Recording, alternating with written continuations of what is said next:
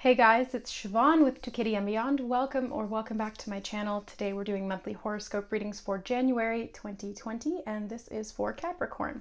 That can apply to Capricorn, Sun, Moon, or Rising. And I also recommend that you check out your other sign videos. So for example, if this is your Sun sign, check out your Moon and Rising sign readings as well. That way you'll get a better overall idea of the energy that is influencing you in January 2020. Now keep in mind that these are all general readings, so not all of the messages will apply to every person watching. Just take what resonates with you and leave the rest. Okay, so let's dive right in. Capricorn, your current self energy, if I can get it off the table with these dang nails. Page of Swords. Okay, so the Page of Swords is represented here as the Headless Horseman, which I have been seeing lately as cutting off the ego. So the Page of Swords is about thought.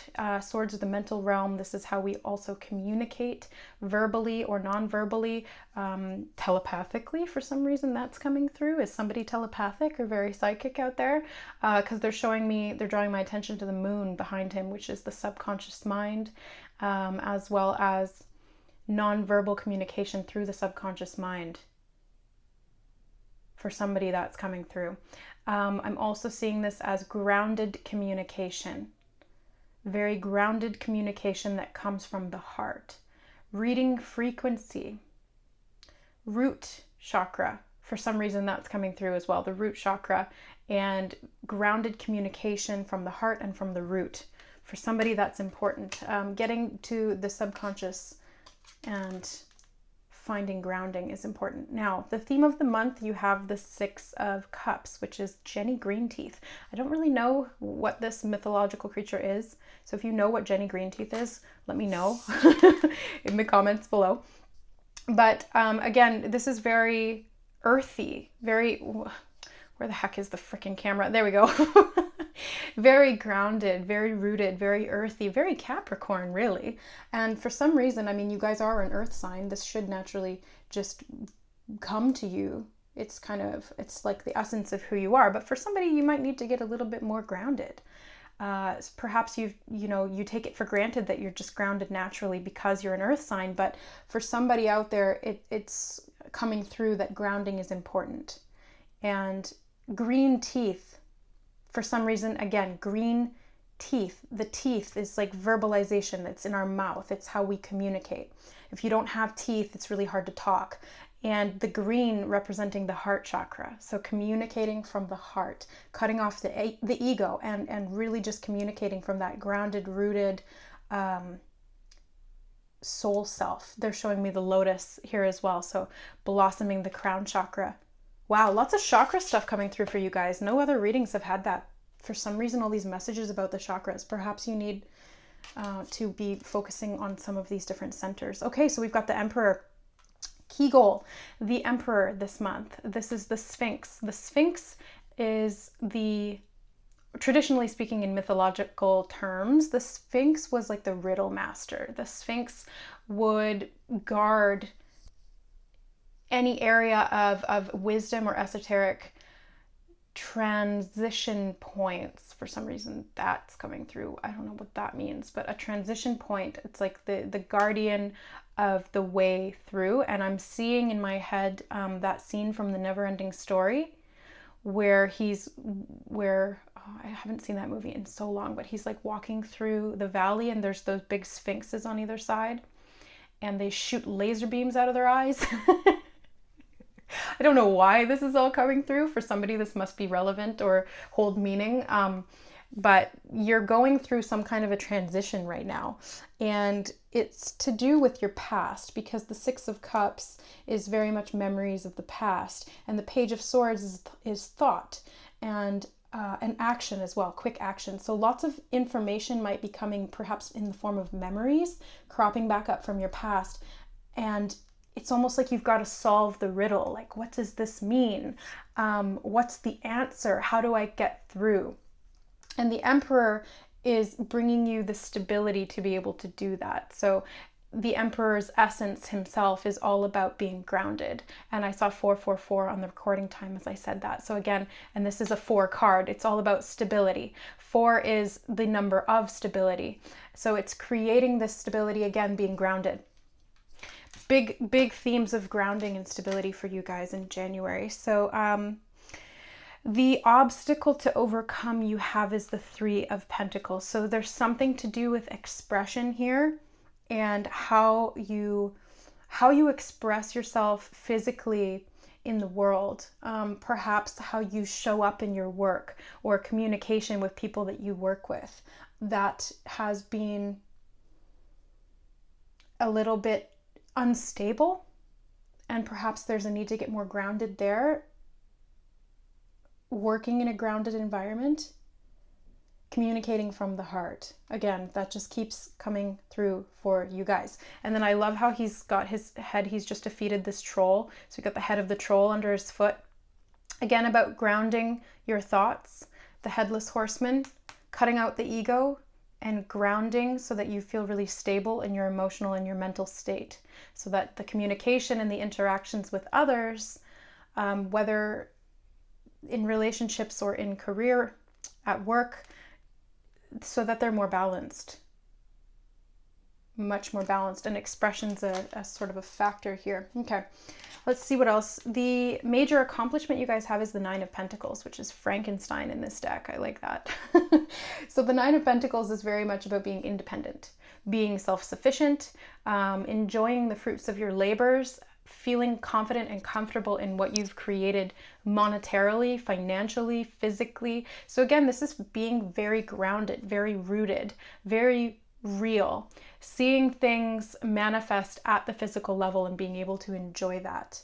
And the way that you're doing that is by getting grounded, by cutting, away the ego or the aspects of the ego that create fear, and opening up to authentic communication, especially as it relates to your past and potentially also a father figure, because we have the Emperor here, which is sort of like the divine masculine, which can be represented as the father. It's like the creator.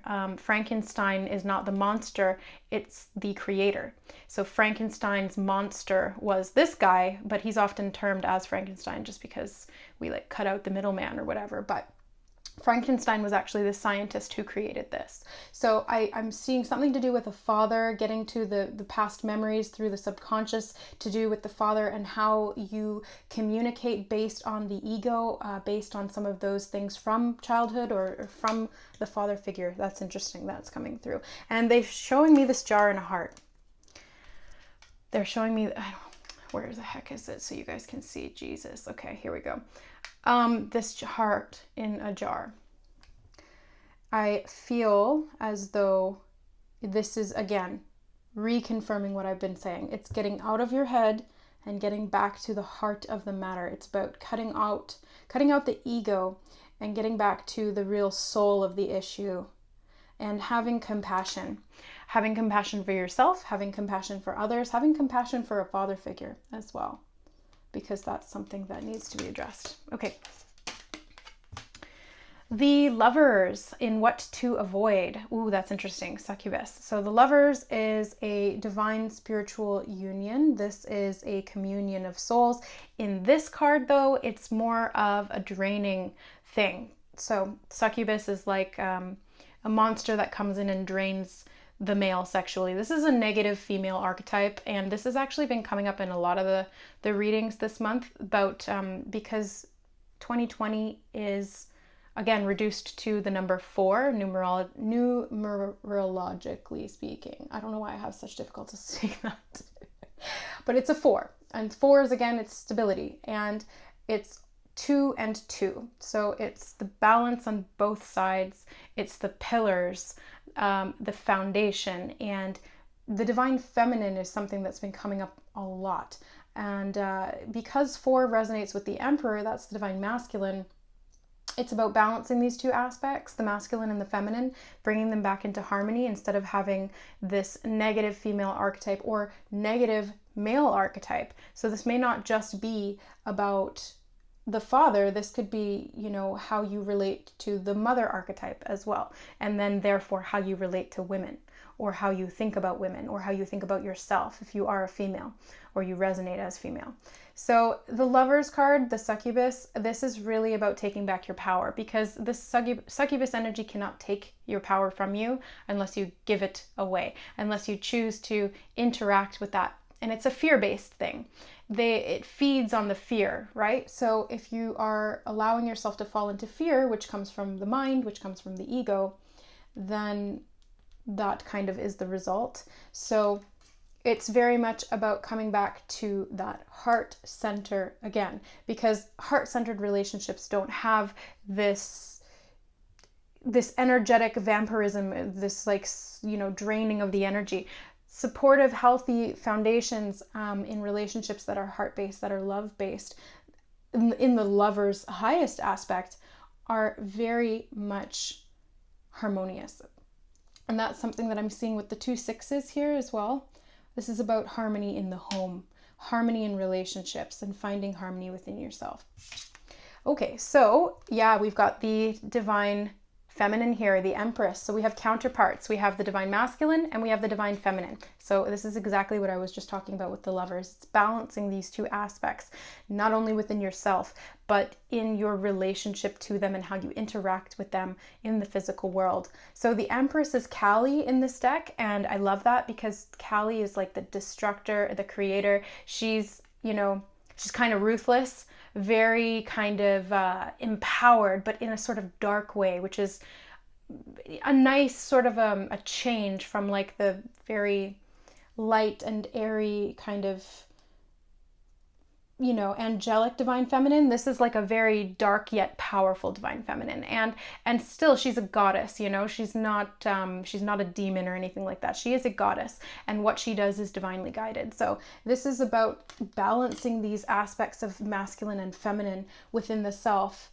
reconciling those 2, bringing them back into harmony, while still remaining autonomous, while still having your sovereignty. So this could be about codependency as well, because the succubus here could represent that sort of draining energy of attachment, right? So any kind of attachment is false. That's why that heart is in the jar there.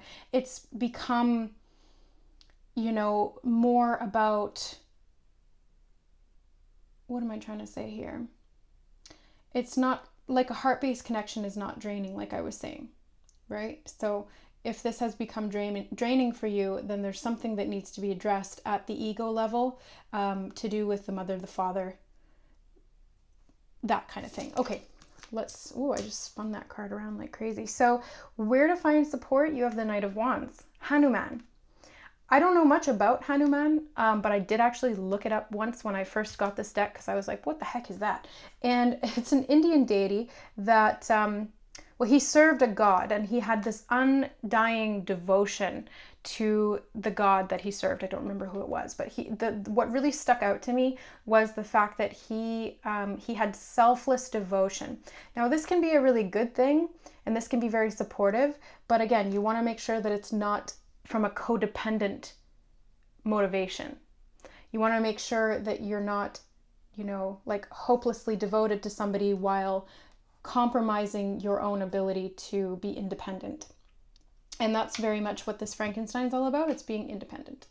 So bringing harmony to these areas so that you can be in a relationship, or, have healthy relationships, whether or not they're sexual or, or platonic, whatever. It's really just about having those boundaries and having that balance so that you can retain your sovereignty, your autonomy, while simultaneously having these healthy, harmonious interactions where you work together with other people. And yeah, the Knight of Wands is very much about riding out with that passion, really putting your passion into the relationships. So put the heart back in the matter, because passion lives within the heart. It doesn't live in the mind, it lives in the heart. And wands are also about work and the home life. So again, this it stems to relationships. It's really just all about relationships, and those are in so many different arenas. You know, you've got your work relationships, you got your friend relationships, you've got your home, your family relationships, and your loved ones, you know, partners, wives, husbands, boyfriends, girlfriends, etc. Right? So this is really about being devoted first and foremost to yourself. And they're drawing my attention to the fact that she's got a headless man in this image as well. And I like how all three of these cards, it's the headless horseman, the dwarf with the troll's head, and then Kali with the man's head. So it's like, really, really get that head out of here. It's time to go from the heart. Focus on the heart. So last but not least, you have the advice and encouragement, which is the 10 of Pentacles, the Minotaur. Okay, so I see this very much as stability. Again, like very grounded energy. For some reason, Taurus is coming through. I don't know if you have a Taurus in your life or you have Taurus in your chart, but it's just like this very grounded, very earthy, very stable energy within the home. That's what I'm seeing. Now, again, there's this maze, there's this like trial that you feel like you have to get through. You're trying to find the center, you're trying to get through that passageway, and the Sphinx is kind of like riddling you and asking you these things so that you can have passage through. The Minotaur, same thing. He's guarding the maze to the center, and the center of the maze is yourself. Like the labyrinth represents you coming full circle and fully getting to the core of who you are. The Minotaur also, I feel he very much represents the heart. I like how he's got his fist over his heart like that. Like he may be a little bit scary when you're in the maze alone and you come up against this Minotaur, but he's very compassionate and heart-based. He's also stubborn and very grounded, but very compassionate and heart-based. That's why that Taurus energy is sort of coming through from that. But the 10 of Pentacles is also about financial abundance. So this is creating not only wealth for yourself, but wealth for generations to come. The 10 of Pentacles is the culmination of all of this hard work. And it's like being able to retire and have money to give to your children and your children's children. It's inheritance, you know, it's generational wealth. So again, there's an aspect of the mother and the father that's coming through in this message of generational. This is a generational thing. This is something that needs to be healed through the ancestry, through your lineage, through your DNA, and so that you can rebuild and create yourself anew, just like Frankenstein, right? It's taking the pieces that you want, getting rid of the pieces that you don't want, and reinvigorating yourself with that, filling yourself up with that self-knowledge and finally understanding why everything is the way it is. Okay, so let's grab an Archangel Oracle card for Capricorn. Whoa, did you see that? Take back your power. Yeah, so Archangel Raziel, use your God-given power and intention to manifest blessings in your life.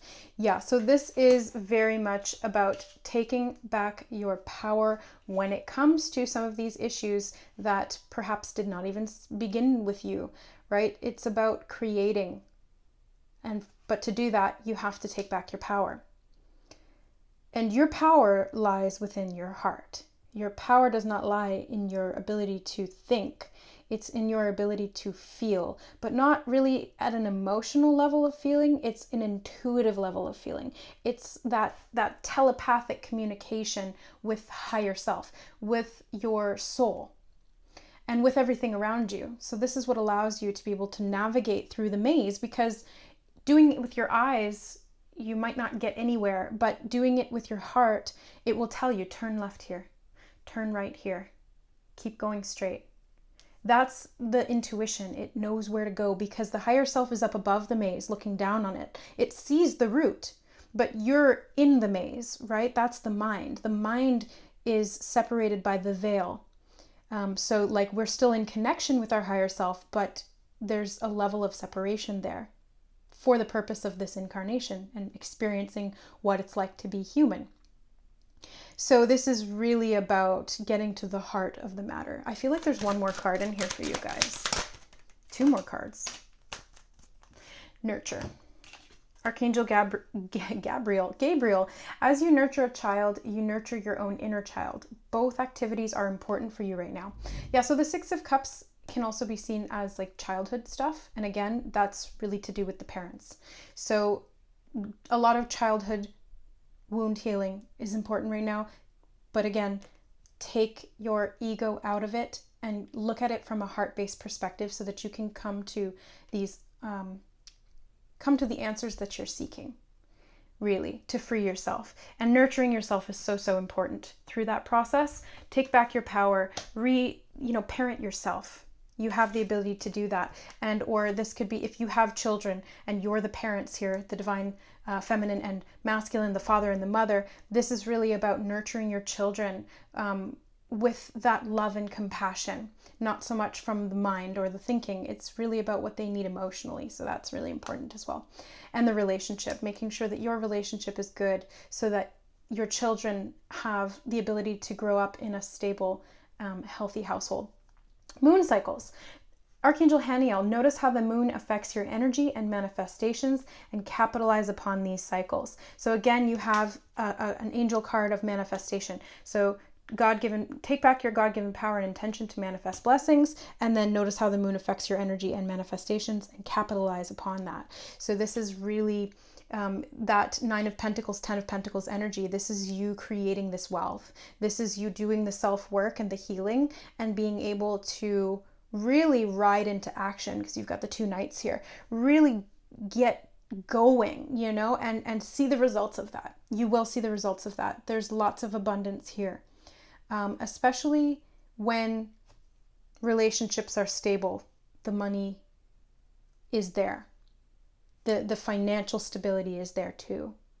Okay, so yeah, take back your power, manifest what you want, because you do have the ability to do that with the 9 of Pentacles and 10 of Pentacles. It's big money. All right, so Capricorn, I hope you enjoyed this reading. If it resonated with you, don't forget to like, share, and subscribe to the channel if you want to see more. I do monthly horoscope readings like this, as well as collective energy updates for the ascension of humanity and general spiritual videos, chit chats, Q&As, that kind of thing. If you guys would like more information or to get more in depth into your personal situation and get some guidance from the tarot or some healing, I am a Reiki master and I do tarot readings. I have lots of different options. So if you'd like to book with me, all of the information is in the description box below the video. Just hit the show more button or the little inverted triangle just below, and you'll get a drop down list of all of my services, my offerings, my availability, how to contact me, and how to book a reading or a session. Thank you so much for being here, guys. I'm wishing you all the best in January 2020 and moving forward into the new year and the new decade. I love you, and we'll see you next time. Bye.